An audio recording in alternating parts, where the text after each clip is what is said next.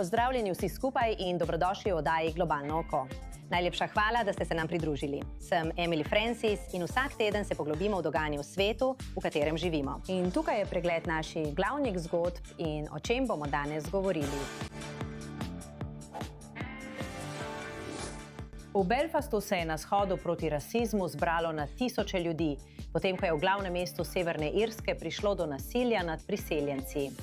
Prejšnji teden je dogajanje sprožil napad z nožem na Irca, ki ga je izvedel sudanski priseljenec.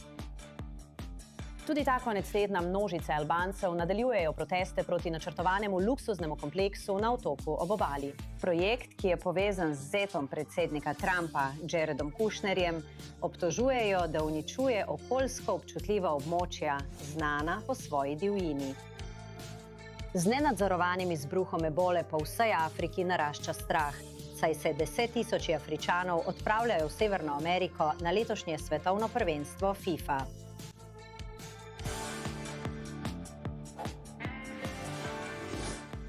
Britansko ministrstvo za obrambo sporoča, da so britanske sile prestregle z nafto natovorjeno ladjo, ki je bila sankcionirana v Združenem kraljestvu v Rokavskem prelivu.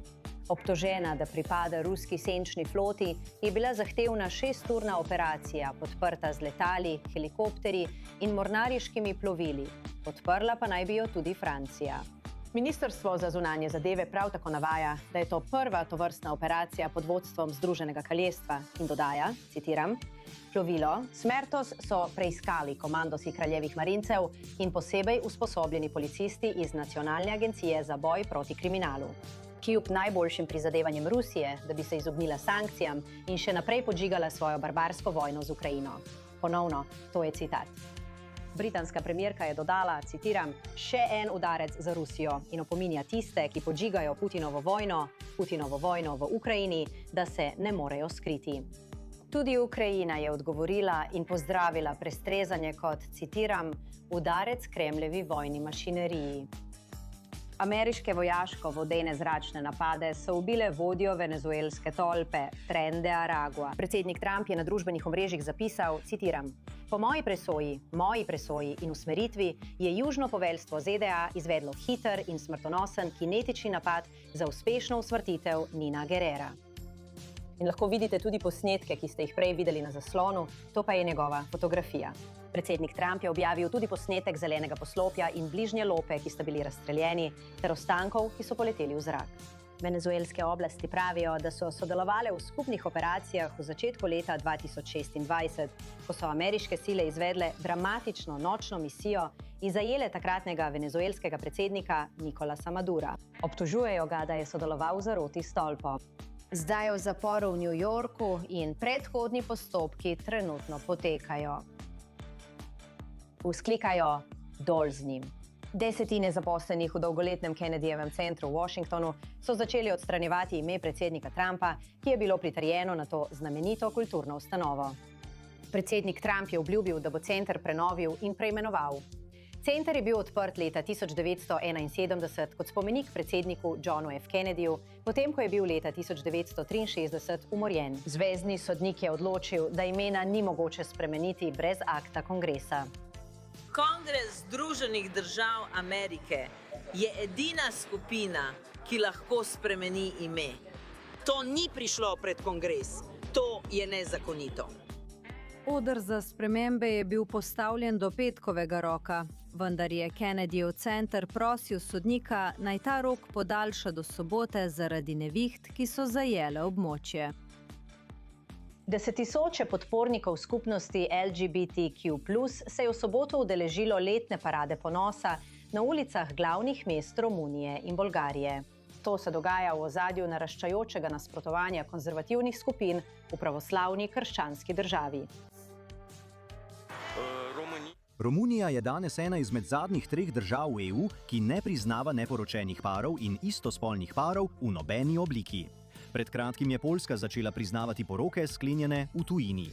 Poleg tega je Varšava sprejela zakon o civilnih partnerstvih. Menimo, da je čas, zato danes odhajamo na ulice na paradi ponosa v Bukarešti, da zahtevamo legalizacijo civilnih partnerstev. Danes gremo na ulice na... Udeleženci so hodili po Bukarešti v Romuniji in Sofiji v Bolgariji, kot lahko vidite, z barvitimi transparenti, mahali so zastavami, piskali s piščalkami in pozivali k enakopravnosti. Nekateri republikanski guvernerji mesec ponosa preoblikujejo s konservativnimi alternativami. In zdaj smo dosegli vrh.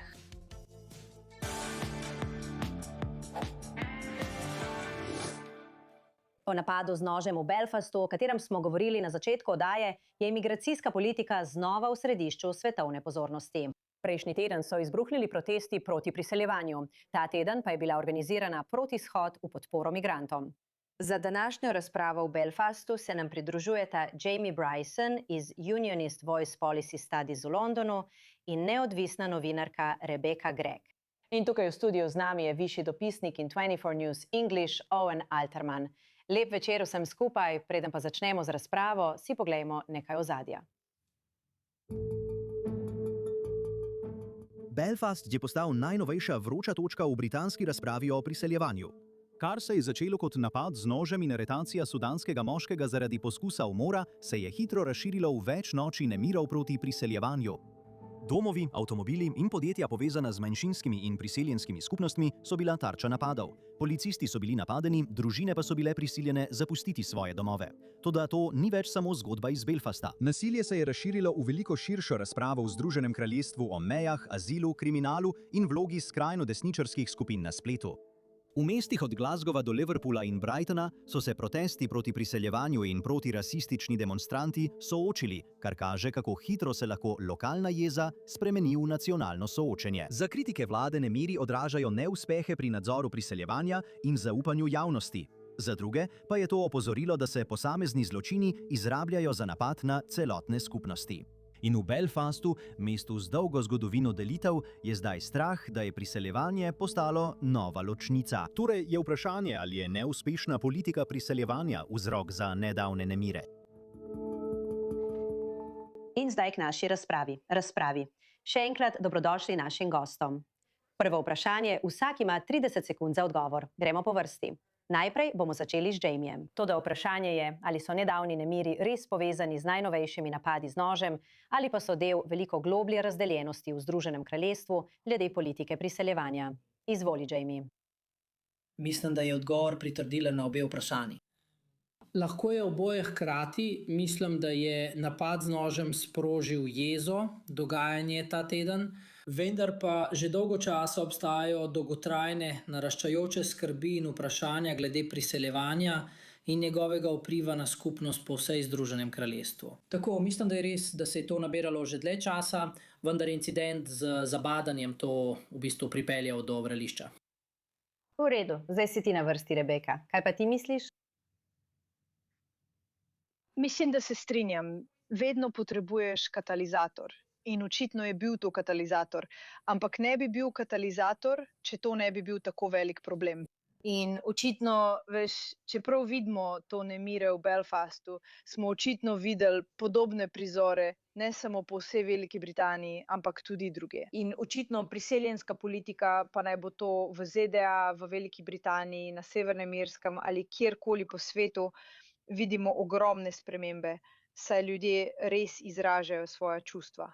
Ali pa mislim, da se verjetno počutijo nekako opolnomočene, da to storijo zaradi tega dejstva. Zdaj imate Trumpa.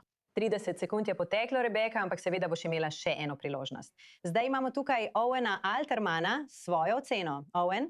To je povezano s širšim vprašanjem, Emily. Saj tako se zdi oddaleč. To je povezano s širšim vprašanjem. Morda je povezano tudi z edinstveno politiko Severne Irske. In vendar vemo iz naših izkušenj tukaj v Izraelu, kar mislim, da začenjamo spoznavati tudi iz izkušenj v Združenih državah, je, da ko enkrat zapreš meje, postane problem veliko lažje rešljiv glede tistih, ki so dejansko znotraj. V redu, zdaj imamo širšo priložnost, brez časovno omejenega odziva. Ampak vprašanje je, ali gre za legitimno javno razpravo, ali pa je to način zastraševanja manjšinskih skupnosti. V vsem svetu opažamo valove tega. Jamie, želiš ti prva odgovoriti na to vprašanje? Ne, mislim, da je miren protest vedno način izražanja mnenj o zadevah javnega interesa. In to je očitno nekaj, kar je v velikem javnem interesu. Vpliva na skupnosti po celotnem Združenem kraljestvu. Pravzaprav je bil prizadet celoten zahodni svet. Amerika, Evropa, veliko krajev je bilo prizadetih zaradi tega. Zato je seveda popolnoma legitimno, da se ljudje udeležujejo mirnih protestov. Seveda, ko stvari uidejo izpod nadzora in pride do nasilja, je to povsem druga zadeva. Vendar ne mislim, da bi morali na kakršenkoli način namigovati, da bi morali ljudje biti overani pri udeležbi na mirnih protestih zgolj zato, ker dejanja manjšine to popeljejo na drugo raven. Kajti bolj kot poskušamo te težave zatirati, jih potiskati v ozadje in o njih ne govoriti, v resnici le še poslabšamo zadeve in ljudje se počutijo še bolj odtujene, še bolj preslišane in prezrte. In to le še podžiga jezo, ki smo ji bili priča v zadnjem tednu. Rebeka, kaj imate povedati o tem vprašanju? Rekla bi, da je protest, veste, zdrav del delujoče demokracije. In seveda v vsaki državi, ki se ponosno imenuje demokracija, je protest, miren protest, očitno del tega. Mislim, da je težava res v tem, ko miren protest postane nekakšen oseben, na posameznika usmerjen rasistični napad. In seveda smo danes videli tudi protidemonstrante, veste, v smislu boja proti rasizmu. Ampak mislim, da je zame ta meja res težko določljiva, ker imaš lahko večinoma miren protest, vendar bodo vedno posamezniki, ki bodo naredili rasistični napad. In seveda to ne pomeni, da moraš ustaviti protest, ampak mislim, da je na področju policijskega nadzora treba narediti več. Ampak sam protest mislim, da je legitimen. Ljudje želijo izraziti svoje nezadovoljstvo. In če ljudem rečeš, da ne smejo protestirati, potem se res lahko vprašaš, koliko si v resnici demokracija. Ja, seveda. Potem pa se občutki samo nabirajo v ljudeh, brez možnosti, da bi se izrazili. Kaj pa ti meniš? Vem, da si bila tudi na Severnem Irskem. Ja, nimam toliko izkušenj kot naši gosti Emilija, ampak bil sem tam lansko poletje. Zelo žalostno je videti to, tako zelo zapleten kraj. In to naredi te težave še bolj boleče in še težje rešljive. Ampak ne pozabi, kot se zdi, spet od zunaj, da je najbolj učinkovit način protesta Emilija prav glasovanje. Protestno glasovanje in ne samo glasovanje, ampak tudi povedati anketarjem, kako nameravaš glasovati. In britanska javnost je jasno in glasno izrazila svoje mnenje glede podpore, ki jo dobiva stranka Reforma Nigela Faragea, ki naj bi zmagala na volitvah glede na njen uspeh tudi na nedavnih lokalnih volitvah po večjem delu Združenega kraljestva. In celo vzpon, čeprav v manjši meri, stranke Obnovimo Britanijo Tomija Robinsona, ki sem ga mimogrede intervjuval ob njegovem obisku tukaj v Izraelu lansko jesen. Tako je britanska javnost v bistvu jasno, glasno in dolgo izrazila svoje mnenje. Vlada Keira Starmerja se do določene mere odziva, vendar mislim, da ni dvoma, da bodo politike v prihodnje veliko bolj ambiciozne glede reševanja vprašanja priseljevanja. In če se vrnem k temu, kar sem prej povedal, se mi zdi, da bi morali, glede na izkušnje tukaj v Izraelu, pa tudi vse bolj v Združenih državah Amerike, dati poudarek zapiranju meje. Namesto veliko težjim odločitvam in veliko težje izvedljivim odločitvam, glede tistih, ki so že tam. Ko zaprete mejo, to javnosti daje občutek zaupanja, da je problem zajezen in na poti k rešitvi. Razumljivo. Belfast, kot vemo, glede polemik, razdeljenosti in svoje dolge zgodovine v regiji, ni nič novega. Ampak ali je to le nov obraz istih vrst razdeljenosti in jeze, ki se zdaj pojavljajo v obliki priseljevanja? Jamie? Potem bomo skočili tudi v pogovor z drugimi. Tako vljudna razprava. Ne, to je nova tema, ki presega tradicionalne delitve v Severni Irski. Ker so tukaj ljudje iz tradicionalno unionističnega in nacionalističnega okolja, nekoč zapriseženi sovražniki, ki imajo zdaj skupna stališča glede tega vprašanja. Torej ne, to je nekaj novega in mislim, da je nekaj novega, kar vpliva po vsem svetu.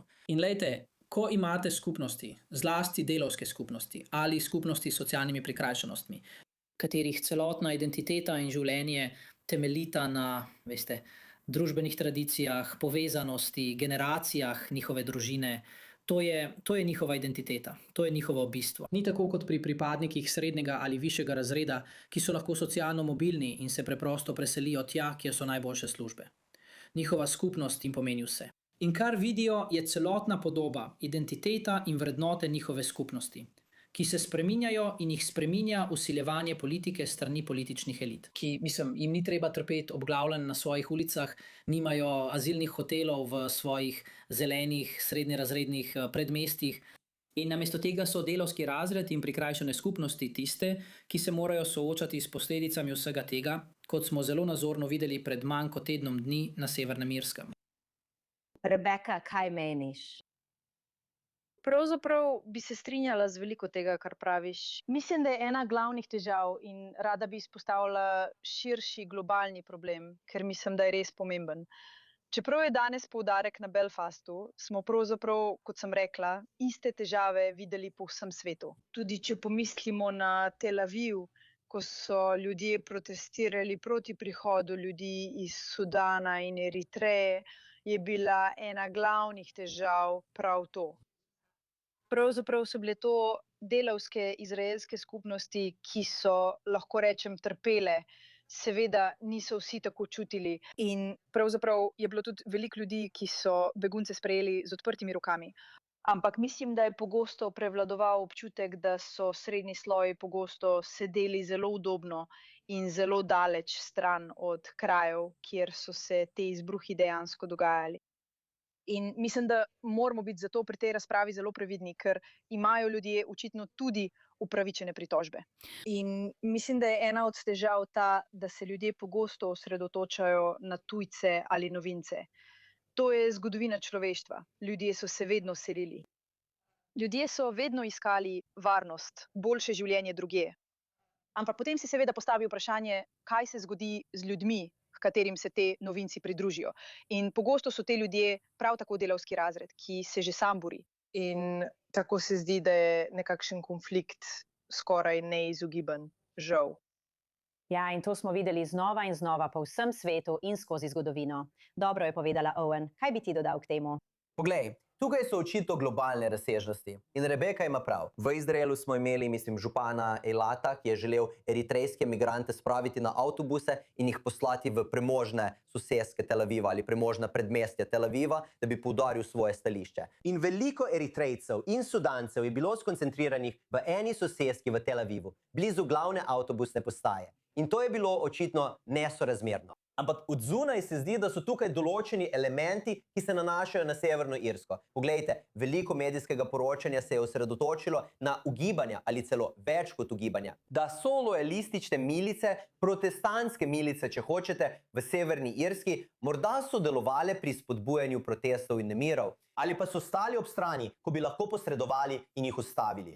In to so počeli kot način, da pokažejo oblastem, da imajo še vedno vpliv, da jih je mogoče uporabiti, da so dobili več priznanja strani policije, kot so ga že imeli. In to pokaže, kako so posebnosti Severne Irske vplivali na to. In tudi razprava v britanskih medijih o skupnem potovalnem območju z Irsko, ki obstaja že več kot stoletje, pomemben del življenja na Irskem in v Združenem kraljestvu. Emili, nekaj, kar ohranja mir v Severni Irski in bi lahko, bog ne daj, vodilo do ponovnega izbruha vojne, vsaj kot je videti od zunaj. Če bi bila meja ponovno vzpostavljena, toda obtožbe, da je napadalec prišel čez to mejo, pristal v Dublinu na letu iz Pariza in nato prišel v Severno Irsko, pravijo, da je za to krivo skupno območje potovanja. Ampak mislim, da je britanska vlada v bistvu prišla in rekla, da glede tega ne moremo ničesar storiti. Tega preprosto ne moremo spremeniti. V to smo ujeti. Politične rešitve moramo iskati drugje. In Emily, bolj kot omejuješ vrste političnih rešitev, ki jih lahko sprejmeš, bolj zaostruješ razpravo. In mislim, da je to spet del tega, kar vidimo v britanski politiki. In kakšne politične posledice pričakuješ, Jamie? Vemo, da je bilo veliko kritik na račun premierja Keira Starmerja, veliko pozivov k njegovemu odstopu. Je to nekaj, kar bi lahko politično eskaliralo in postalo veliko večje vprašanje kot sama migracija? Ja, mislim, da je imel premier Starmer zelo težko obdobje na položaju. Mučile so ga tovrstne težave in njegova politika glede migracije zelo slaba. V bistvu je vse, tudi mirne protestnike, označil za rasiste. In veliko ljudi v Združenem kraljestvu meni, da ga bolj zanima pomirjanje in zadovoljevanje tujih ideologij, kot pa lastnih državljanov in britanskega naroda. Skoraj sram ga je lastne države. Zato je veliko nezadovoljstva s predsednikom vlade. Težava glede skupnega potovalnega območja je v tem, da je Severna Irska zaradi lastnih poti v zelo težkem položaju. Ali pa instrument, v katerega je britanska vlada vstopila z Evropsko unijo, s čimer ima Severna Irska v bistvu odprto mejo z EU prek Irske republike. Tako, lahko ljudje, ki imajo svobodo gibanja v Evropski uniji, preprosto vstopijo v Združeno kraljestvo prek Severne Irske kot zadnja vrata. Ena od stvari, ki so jih Britanci želeli končati z izstopom iz EU, je bila svoboda gibanja. Toda britanski državljani v Severni Irski od tega niso imeli koristi, saj še vedno lahko trpijo zaradi enakih posledic. Preko gibanja ljudi skozi Irsko republiko v Združeno kraljestvo, kot smo videli pri posameznik, za katerega naj bi sodeloval v nasilnem dejanju prejšnji teden, zaradi česar je bil obtožen. Vsa ta vprašanja zahtevajo politične rešitve. Vendar pa zahtevajo tudi, da je vlada Združenega kraljestva močna pri zaščiti svojih meja in svojih državljanov, ter da daje prednost svojim državljanom. In ljudje ne bi smeli biti sram, če katerakoli vlada reče, da je njihov glavni cilj zaščita lastnih državljanov, lastne kraljeve integritete, preden naredijo karkoli drugega. In mislim, da ima britanska vlada pogosto stvari postavljene na glavo. Bolj jih zanima pomirjanje tujih ideologij ali tujih vlad, kot pa skrb za lastne ljudi in lastno narodno integriteto. In Rebeka, ti živiš v Združenem kraljestvu. Veš, bila sem tam pred nekaj tedni. Res je veliko posledic in dvomov o premierju. Ali se bo to res zgodilo njemu in bi lahko še dodatno prevesilo tehtnico proti njemu? Mislim, težko si predstavljam, da bi postal še manj priljubljen, kot je že zdaj. Mislim, da na tem področju ali se mu lahko res še bolj poslabša, in mislim, da je ena glavnih težav očitno, ko gre za priseljevanje, saj je to tako pomembna točka in pomembna politična tema. Mislim, očitno ne samo v smislu generacije, ampak tudi, če pogledamo, očitno moramo samo pogledati Brexit. Očitno tega nismo posebej omenili, ampak eden glavnih razlogov za Brexit je bil, da si povrnemo nadzor. Kaj je to pomenilo? Tudi povrniti si nadzor nad našimi mejami. To je res velika ponavljajoča se tema. Vendar pa bi rada povedala tudi to, da pogosto ljudje mislijo, da so priseljenci, migranti ali begunci ali kdorkoli že. Veste, ljudje, prišleki, zelo enostavno je kazati s prstom nanje, ko v resnici prav tako morate ponovno pogledati na bolj globalne, sistemske stvari, ki v resnici ljudi držijo na tleh.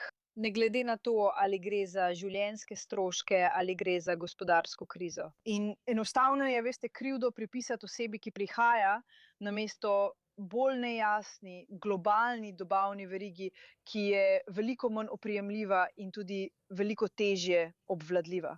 Ja, in seveda vemo tudi za posledice umora v Angliji, ki prav tako povzroča veliko napetosti. Ampak iz tvojega vidika, Owen, kot Američanka, kje je tukaj vloga ZDA? Vemo, da sta Vance in celo Elon Musk zelo kritična in rada jasno izrazita svoja čustva, ko gre za priseljevanje v drugih državah. Kljub temu, da je Vance izolacionist. Poglej, Elon Musk, Emily, ima na voljo $1 bilijon načinov, da izrazi svoje stališče. In to tudi izkorišča. Videli smo to. To je del razprave, to je del diskurza. Vendar ni pomembna samo ponudba, ki prihaja od Elona Muska, temveč tudi povpraševanje po njegovih stališčih v Združenem kraljestvu. Poglej, pripravljen ali ne, spremembe prihajajo v britanski imigracijski sistem. Številke so tako neuravnotežene, javno mnenje je tako močno in goreče. To vprašanje je tako visoko na javni agendi. Dvostrankarski sistem v Britaniji je bil tako izpraznjen, da se preprosto zdi neizogibno, da bodo prišle res pomembne spremembe. Spet, bodi si glede skupnega potovalnega območja na nek način, bodi si glede umika iz Evropskega sodišča za človekove pravice, kar je bilo postavljeno na mizo kot tema za razpravo. Kar bi lahko imelo potencialno daljnosežen vpliv tudi zunaj področja priseljevanja, vendar bi se lahko o tem odločili zaradi vpliva in ker bi Britanija lahko lažje zaprla svoje meje. Kar, kot smo pravkar slišali od Rebeke, na koncu koncev ne udari v temeljne vzroke priseljevanja, ampak dejansko fizično ustavi priseljence, kar bi lahko imelo velik vpliv. Kaj šele, da bi prevzeli še bolj skrajna stališča skrajne desnice v Britaniji, da bi preprosto deportirali vse, kar smo videli v Združenih državah Amerike. Emilija, da se vrnemo k temu, kako težko in nerealno je to lahko, ter koliko lahko to povzroči svoj lasten odziv v javnem mnenju. Torej, bo britanska javnost to urejala, vendar britanski politiki, razumejo, ne glede na politično usmerjenost, da bodo ukrepi na tem področju prišli bodisi z njihove strani ali pa strani ljudi, ki jih bodo odstavili z oblasti. No, in kot ste rekli, veste, kot ste omenili, kaj se dogaja z vsemi ICE racijami in vso polarizacijo v Združenih državah, pogovorimo se o policiji. Kako lahko policija obvladuje te situacije? Ali je prisotnost policije zadostna? Ali obstaja pritisk, da ne bi bili preveč strogi in povzročili še več nasilja, kar bo stvari le še bolj pognalo izpod nadzora?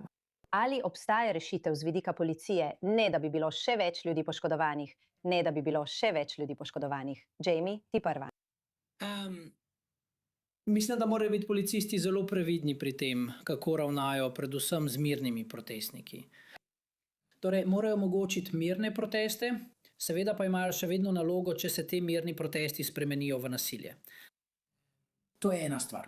Kar pa zadeva strogo politiko priseljevanja, kar zadeva odstranjevanje nezakonitih priseljencev in kar zadeva pokazati ljudem, da bo vlada močna, da bo uveljavljala zakon in imela močno ter trdno priseljensko politiko, je to očitno nekaj, kar bi lahko pripomoglo k zmanjšanju napetosti in ljudem omogočilo, da to vidijo. Poglejte, vlada sprejema ukrepe, da bi vse to vzela resno. Ampak veste, mislim, da policijska rešitev glede vsega tega na koncu ni končni cilj. Mora obstajati politična rešitev ter politična volja za reševanje tega. V redu, hvala vsem za to zelo, zelo zanimivo razpravo. Nažalost nam je zmanjkalo časa, ampak osebno sem se veliko naučila. Torej, hvala vsem. Jamie Bryson, Rebecca Gregg in višji dopisnik I24 News English, Owen Alterman. In nikamor ne odidite. Takoj potem se vrnemo.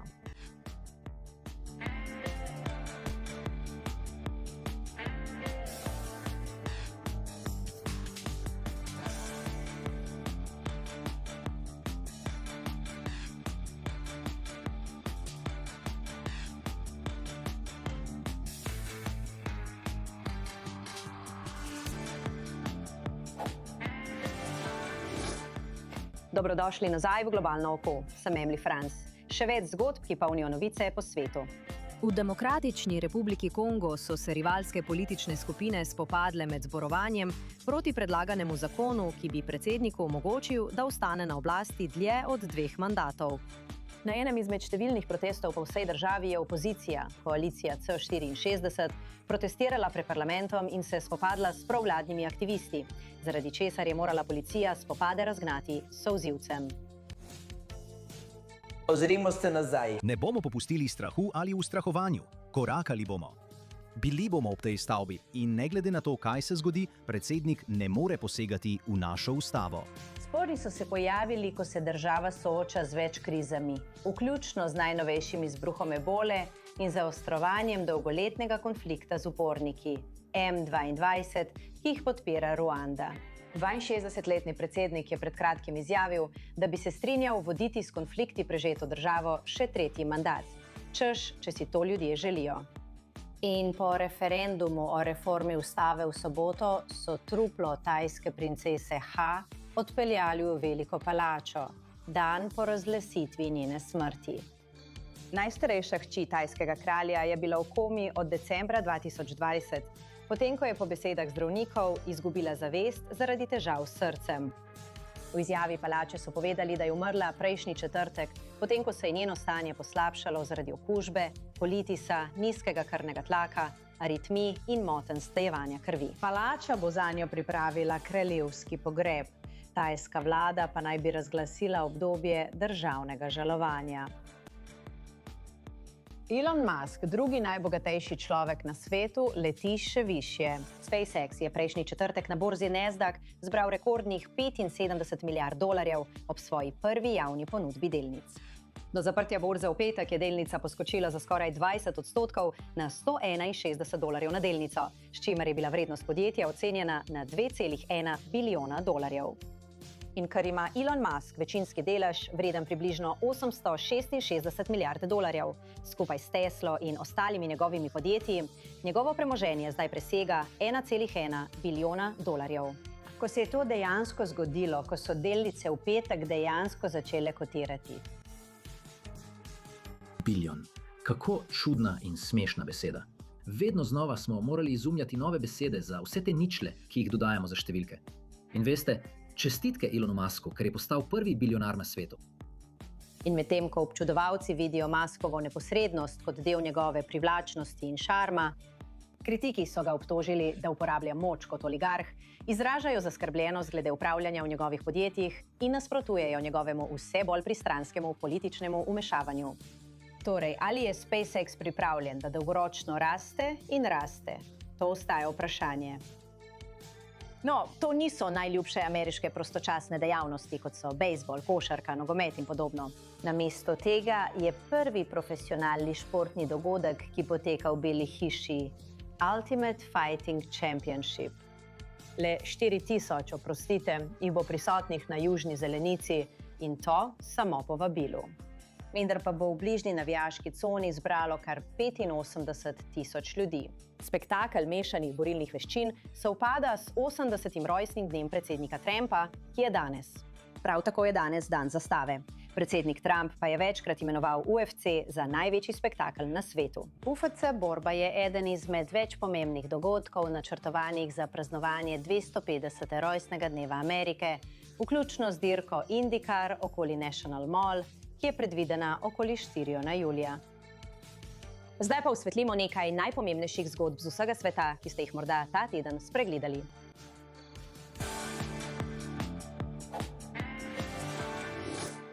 Ostanimo pri temi predsednika Trumpa. Luksuzni projekt letovišča, povezan z Jaredom Kushnerjem, njegovim zetom, se v Albaniji sooča z vse večjim nasprotovanjem, saj protestniki trdijo, da so zaščitena zemljišča in javni dostop žrtvovani za zasebni razvoj. Zdaj se nam v živo iz Tirane v Albaniji pridružuje Olsi Olsinika, direktorica Eko Albanija. Hvala, ker ste z nami. Hvala za povabilo. Seveda, poslušajte, to je zelo odmevna novica. Gre za luksuzno letovišče v vrednosti 1,6 milijarde dolarjev, ki ga postavljajo sredi ekološko izjemnega območja. Pojasnite, zakaj je vaša organizacija tako zaskrbljena in kaj to pomeni za naravni habitat?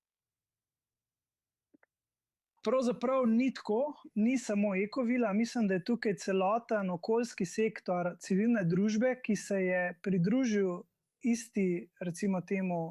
isti bitki za to, ker je območje, o katerem govorimo, pravzaprav eno zadnjih neokrnjenih rečnih delт in estuarijev v celotnem sredozemskem bazenu.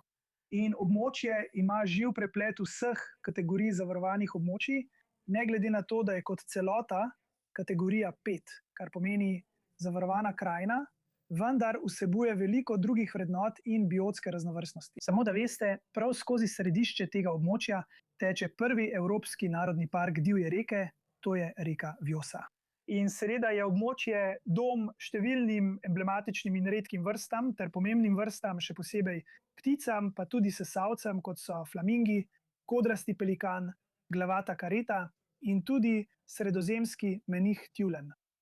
Tako da veste, kot pravite, je to eno zadnjih, soočamo se s tako globalno krizo med globalnim segrevanjem in svetom, ki se v bistvu izsušuje. Kakšne bodo posledice? Tudi če ne bo uničilo habitata in vse te živali ne bodo umrle ali bile pregnane, kaj potem to pomeni? Kako bo to vplivalo na celotno, kot ste rekli, harmonijo in sobivanje ter sintezo, veste, ki jo prinašajo kraji, kot je ta na planetu Zemlja? Ja, v resnici so to zadnja, zatočišča za biotsko raznovrstnost in prosto živeče živali po vsem svetu, veste, in nimamo več veliko narave. Na žalost, ker je družba vedno željna hitrega razvoja, kot turistična letovišča, kot nepremičninski projekti in seveda tudi industrializacija. In ostalo je zelo, zelo malo koščkov narave, ki gostijo biotsko raznovrstnost, ki imajo naravovarstvene vrednote. In to je pravzaprav edini normalen način, kako lahko ohranimo naravo v naravi oziroma in situ. In to so zavarovana območja. In zato obstajajo, ker preprosto ti kraji ne pripadajo samo nam ali celo sploh nam. V bistvu zato, ker pripadajo prihodnjim generacijam. In to so, edina mesta, kjer se lahko narava izrazi in lahko ohrani celo človeško raso. Ja, ampak pogovorimo se o morebitnih prednostih. Mislim, Albanija je majhna država, kot vsi vemo. Torej, bi bila lahko takšna vrsta razvoja in vlaganj dobra za gospodarstvo, delovna mesta in podobno? Mislim, ali je v tem kaj pozitivnega? No, pravzaprav naj najprej nekaj razjasnim. Seveda, mi kot EcoBan nikoli nismo bili proti kakršnemu koli razvoju in predvidevam, da tudi drugi kolegi ne. Ampak, ko gre za takšne vrste razvoja, ki naj bi potekali znotraj omrežja zavarovanih območij, potem pa je drugače. Seveda, veste, mora obstajati rdeča črta med tem, kar lahko ohranimo, in tem, kar lahko zapustimo prihodnjim generacijam. Da vam dam en zelo pomemben podatek. 1/5 ozemlja Albanije je zavarovano območje. Torej, preostalih 80% pomeni, da je odprtih za kakršenkoli razvoj, seveda ob upoštevanju okolja, recimo okoljskih zakonov in seveda okoljskih značilnosti. Torej, na kratko, moj argument je, da nismo proti vrsti razvoja, ampak smo proti kraju, kjer je ta razvoj načrtovan. Ali bi obstajalo kakšno drugo mesto ali morda manjša velikost, ki bi bila sprejemljiva, ne da bi tako zelo vplivala na habitat? No, seveda, to je vprašanje zelo skrbnega urbanističnega načrtovanja, kako, kje in kdaj. Veste, kam postaviti takšne obsežne, recimo, turistične projekte in infrastrukturo, ker imajo na katerem koli drugem območju zagotovo določen ekološki odtis. In seveda, po našem razumevanju, nas pravzaprav nikoli niso prosili, da bi dali ali ponudili alternative, ker je bil ta postopek zelo skrit pred javnostjo, dokler se protesti sprva niso začeli na kraju samem, nato pa so se preselili v Tirano, ampak prepričan sem, da zagotovo obstajajo območja, kjer se lahko takšen razvoj zgodi tudi v Albaniji. 80% države je zelo primernih za takšne projekte. V redu, najlepša hvala, Olsinika. Zelo cenim. Hvala. Zdaj pa k Keniji, kjer narašča jeza zaradi načrta, ki ga podpirajo ZDA, da bi ameriške bolnike z ebolo dali v karanteno na kenijskih tleh, čeprav država sama ni prijavila izbruha. Ta polemika je sprožila proteste in obtožbe, da Kenija prevzema zdravstveno tveganje, ki ga Washington doma ne bi sprejel. Z nami iz nairobijskega studia je novinarka Ruhub Almendore. Hvala, ker ste z nami in delite več informacij o tej razvijajoči se zgodbi. Trenutno je vzdušje v Keniji mirno, čeprav napeto. Za zdaj ni bilo novih demonstracij, vendar jih pričakujejo v naslednjih dneh. Tako policiji ni bilo treba posredovati, čeprav so v teh protestih žal umrli 3 ljudje. A stvar še ni končana, saj se gradnja centra za ebolo nadaljuje kljub sodni prepovedi. To pomeni, da napetosti še vedno niso izginile. Torej, kaj je, vi ste novinarka, zato vem, da lahko resnično podrobneje pogledate vse vidike te zgodbe. Ampak kaj je sploh razlog za proteste?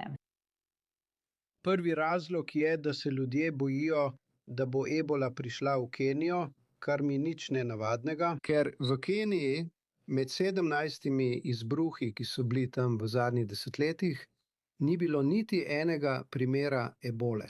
Zato so ljudje prestrašeni, ko pripeljete ljudi, ki so potencialno okuženi, da bi se virus lahko razširil v tej državi. In drugič, vlada ni bila zelo pregledna v svojem postopku. Nenadoma so bili tam Američani za 13,8 milijoni dolarjev za izgradnjo objekta, ljudje pa niso bili obveščeni. Tako ste lahko na številnih kenijskih kanalih videli, da so se pritožbe nanašale na to, na pomanjkanje preglednosti. In kako se vlada spopada s tem? Ali je vse skupaj ustrezno urejeno, vsi ti protesti? No, pomanjkanje preglednosti se nekako nadaljuje. Tisto, kar oblasti zdaj počnejo, je, da to postavljajo v primerjavo z obstoječo politiko, v kateri je že 23 drugih centrov, ki bi lahko obvladovali okužbe. A vendar to ljudem še vedno ni dovolj. Še naprej se sprašujejo, zakaj nenadoma Američani, in zakaj nenadoma okuženi ljudje iz druge države. Torej so kenijska sodišča dejansko ustavila projekt, kaj ne? Toda poročila pravijo, da osebje ameriških letal še vedno prihaja. Ali to zdaj postaja vprašanje suverenosti prav toliko kot vprašanje javnega zdravja?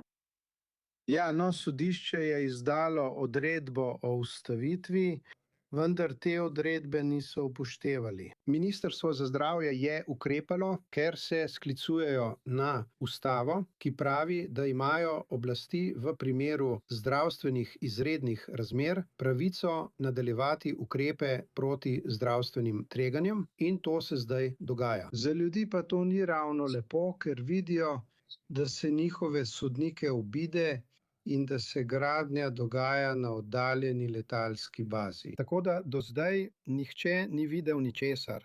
Vse se vidi le iz zraka. Obstajajo satelitske slike, na katerih lahko vidite 12 belih šotorov, ampak to je vse. Nihče ni videl, kaj se dogaja znotraj.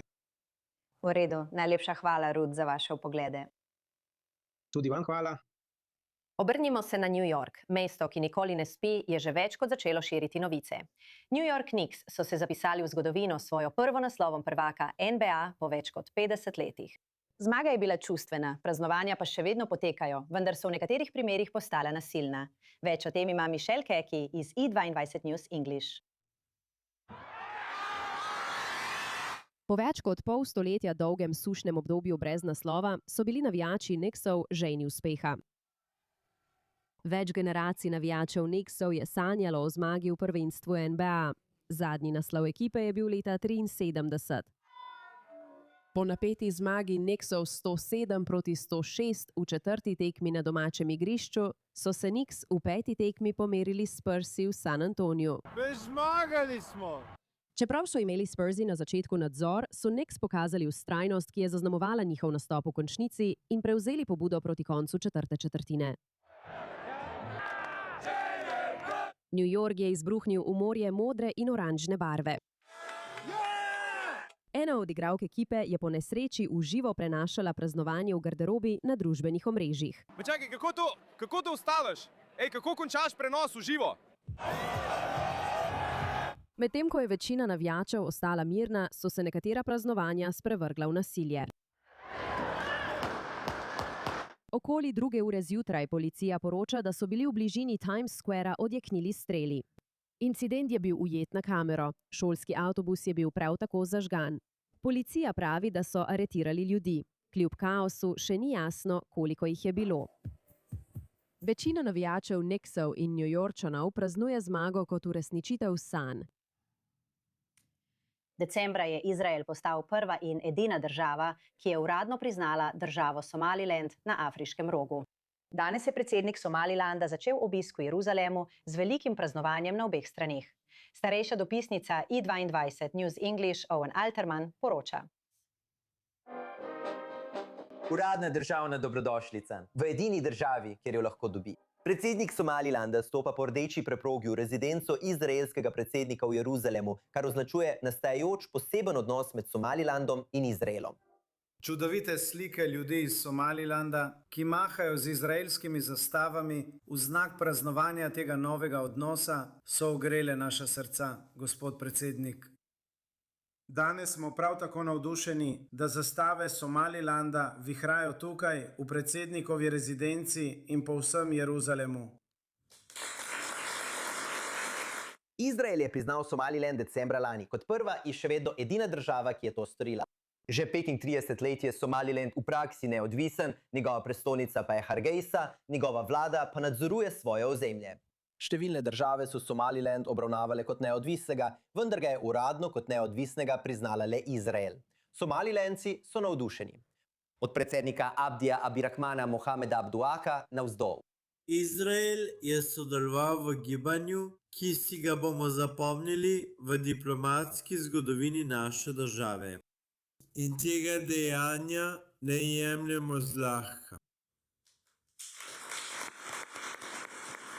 Obe državi želita poglobiti vezi od varnosti do rudarstva in podpore prehodu skozi Adenski zaliv. Analitiki vidijo vezi Izraela s Somalilandom kot del nastajajočega geopolitičnega zavezništva z Združenimi arabskimi emirati in drugimi. Oba se soočava z grožnjo radikalnega ekstremizma. Oba si prizadevava za varnost in stabilnost v regiji in na afriškem rogu. Oba vidiva pomen zaščite svobode plovbe. Predsednik Abdullahi je obiskal tudi spominski center holokausta Yad Vashem, kar je bil še en ganljiv trenutek. Nazaj k temi ebole, a najprej se pogovorimo o skoraj 3 letih epidemije COVID-19 in njenih številnih, še nevarnejših mutacijah, ki so ohromile milijarde ljudi po vsem svetu. A ko smo se vrnili v vsakdanje življenje, so voditelji in ljudje res pozabili? In ali se bo epidemija ponovila? To je veliko vprašanje. In čeprav virus ebole pesti afriške države, se zdi, kot da je izbruh ebole oddaljen več tisoč milj. In drugi virusi, kot so ošpice, SARS in hantavirus, bi lahko bili tik pred našimi vrati. Še posebej, ker se milijoni navijačev zbirajo na stadionih na svetovnem prvenstvu FIFA in ni nobene socialne distance. Z nami je zdaj Mark M. Malfarb, ustanovitelj in izvršni direktor podjetja Diatic International, ki se nam oglaša iz New Yorka. Dober večer vam in dober dan v vašem času. V redu, dober večer, hvala, da ste me povabili.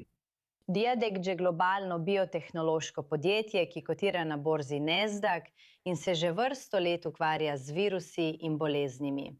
Povejte nam nekaj več o eboli, saj je trenutno v središču svetovne pozornosti. Kako smrtonosna je?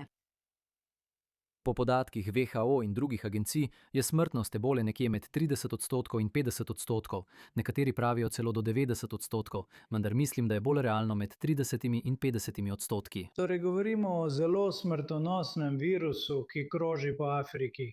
In želimo poskrbeti, da ostane tam, ter se ne razširi v druge države po svetu. Zdaj, kot vidimo pri svetovnem prvenstvu, je to res zelo, zelo razburljivo. Ljudje so pozabili na socialno distanco, kot sem rekla, ki smo jo morali upoštevati med covidom. Ampak sodeluje 10 afriških reprezentanc, na tisoče navijačev pa prihaja iz Afrike. Kaj veste, kaj počnemo ali ne počnemo glede preverjanja tega v prihodu? In ali je to sploh koristno, če nekdo to morda prenaša, pa še nima simptomov? Mislim, da so vlade sprejele previdnostne in dobre ukrepe, da bi poskušale preprečiti širjenje. Kot ste omenili, veste, če je inkubacijska doba 21 dni ali več, veste, če eden od teh, recimo obiskovalcev iz afriške države ali od drugod, ki je bil izpostavljen virusu, bi lahko dejansko začel širiti okužbo. Veste, več izbruhov tukaj v ZDA. Ali v Mehiki, ali v Kanadi, kjer potekajo dogodki z vročico ali kjerkoli. Lahko bi bilo, veste, na letalo, ki leti čez nebo. Torej je to resnična potencialna grožnja. Ampak ebola ni resnična zgodba. Zgodba tukaj je, da nismo pripravljeni. Iz COVID-19 se nismo ničesar naučili. Lahko razložim, zakaj je tako. Da, mislim, izpostavili ste zanimivo točko, namreč vsi smo bili prestrašeni zaradi covida, ampak smrtnost je bila le približno 1%. Torej, kaj smo se naučili ali pa nismo naučili? In ali so ljudje na to kar pozabili, čeprav bi morali biti bolj pozorni, saj bi se lahko soočili z novim izbruhom, tudi če to ni ebola, ki se ne prenaša po zraku. Imamo ošpice in imamo še druge stvari, o katerih slišimo, čeprav so vsi mislili, da so ošpice izginile. No in ne pozabite na ptičjo gripo, za katero ocenjujejo, da je smrtnost okoli 30%. To se dejansko širi med govedom, pticami in drugimi živalmi. Torej, mislim, da smo se veliko naučili. Kaj bomo glede tega naredili, je nekaj drugega. Mislim, da smo na področju cepiv res dobro opravili svoje delo in smo pripravljeni. Mislim, da lahko zdaj izdelamo milijarde odmerkov cepiv hitreje kot prej in jih razdelimo. Toda cepivo pride prepozno, ko pride do izbruha, ker si že okužen z boleznijo. Če se spomnite, so bili na začetku covida ljudje v bolnišnicah na respiratorjih. Kar resnično potrebujete, so monoklonska protitelesa ali zdravila, ki so prva obrambna linija. Prav. In to je povsem odkrito. Ja. Ja, in tukaj pride Diatic v igro. Mislim, ti si že dolgo na čelu te tehnologije. Pojasni, kako deluje, ker je zelo znanstveno, hkrati pa tudi biološko. In se tega lotevate z obeh strani, tako z preventivnega vidika, kot tudi potem, ko je nekdo že okužen. Torej, pojasnite, kako deluje na preventivnem področju te potencialne krize? Najprej naj pojasnim, veste, z našo povezavo z Izraelom, z Izraelskim inštitutom za biološke raziskave, Koalicijo za pobudo pripravljenosti na epidemije CEPI, Evropskim centrom za cepiva ter Univerzo v Oxfordu, Scripsom in drugimi. Sodelovali smo in še sodelujemo nekako poskušamo recimo rešiti slona v sobi. Slon v sobi so tradicionalne metode, ki jih danes uporabljamo za monoklonska protitelesa. To so sesalske celične linije. Z teh prepočasi proizvedejo premalo in stanejo preveč. In če se spomnite med covidom, veste, celo dobavna veriga ameriške vojske je omenila, da gre za 1% smrtonosno bolezen. Če bi bila bolj smrtonosna, bi imeli na rokah pravo katastrofo. In tukaj pride v igro ebola in poveže naš hantavirus. Če imate 30% smrtonosno bolezen in nimate načina, da bi jo zdravili in zaščitili prebivalstvo, bomo imeli špansko gripo na steroidih. In naša tehnologija C1 je nitasta gljiva. Gre za mikrobni organizem, ki raste veliko hitreje, približno 10-krat hitreje kot sesalniška celica. Donosi so večji. V času, ko naredite eno serijo, lahko naredite 3 in ni virusov, ki bi jih morali odstraniti, preden izdelek sprostite v javnost. Torej govorimo o popolni prelomnici, ki vse spremeni. In na tem smo delali in dokazali, da se ne samo veže in nevtralizira virus, enako kot tiste sesalske celice. In to je bilo prikazano v študiji na hrčkih, študiji na nečloveških primatih, ki so jo izvajali Evropejci med covidom, pa tudi pri malariji, RSV-ju in 7 ali 8 drugih protitelesih. Torej je tehnologija dokazala, da lahko nevtralizira in se enako veže kot dosedanji standard. Prav. Vendar ga lahko zdaj proizvede po bistveno nižji ceni in veliko hitreje. Wow, in to je res pomembno. In hitro, preden nam zmanjka časa, se pogovorimo še o drugem. Mislim, ne moreš dati nekomu cepiva, ko je že okužen. Torej, razložite delo, ki ga opravljate in kako bi to lahko pomagalo na splošno, če boste lahko izvedli več kliničnih preizkusov v Afriki, da bi vaša tehnologija lahko tako rekoč zajezila okužbo že na začetku, ko je nekdo okužen. Ja, torej ponovno, izvedli smo prvo fazo kliničnega preizkusa v Afriki. Iskreno povedano, je bil deloma razvit na Izraelskem inštitutu za biološke raziskave, proizveden tam v Izraelu v sodelovanju z BTG Izrael in Diatik. In to cepivo smo pripeljali pod SAFER, Južnoafriško regulativno agencijo, ter dokazali varnost, prenašanje in učinkovitost. Ampak to cepivo je, kot ste poudarili vi in kot sem poudaril jaz, nekaj, kar preprečuje, da bi do tega sploh prišlo. Ko pa se to zgodi, potrebujete monoklonska protitelesa. Iskreno povedano smo večkrat dokazali, da naša tehnologija omogoča hitrejšo izdelavo monoklonskih protiteles, večjo proizvodnjo za manj denarja in da so prej na voljo. Tako ta protitelesa nevtralizirajo in se vežejo. In če se spomnite, celo predsednik Trump med covidom je šel v bolnišnico Walter Reed in prejel protitelesa. Težava s tehnologijo protiteles med covidom je bila, da ni mogla dohajati. Virus je mutiral prehitro, tehnologija je bila prepočasna, da bi lahko sledila. In tudi če bi lahko, bi jo prejelo le 1 ali 2% svetovnega prebivalstva. Torej je to potencialna katastrofa, ki preži na nas. In ebola je pravzaprav le opozorilo. Imeli ste ebolo, imeli ste vpičje koze in imate, veste, hantavirus. Torej, ena mutacija nas loči od smrtonosnega virusa. In moramo biti pripravljeni. Vlade v Izraelu, ZDA in Evropi morajo ukrepati in resnično podpreti način proizvodnje, ker je to slon v sobi. Prav. Z umetno inteligenco lahko odkriješ vse, ampak brez celične linije, ki bi to hitro in učinkovito proizvedla, tega ne moreš narediti. Prav, najlepša hvala za to razlago. Zaradi vas je vse skupaj veliko lažje razumeti, ker gre za zelo zapleteno biologijo. Najlepša hvala, Mark M. Farb, ustanovitelj Diatik International. In to je vse za tokratno izdajo Global Eye. Najlepša hvala za ogled. Sem Emily Francis in želim vam lep preostanek tedna.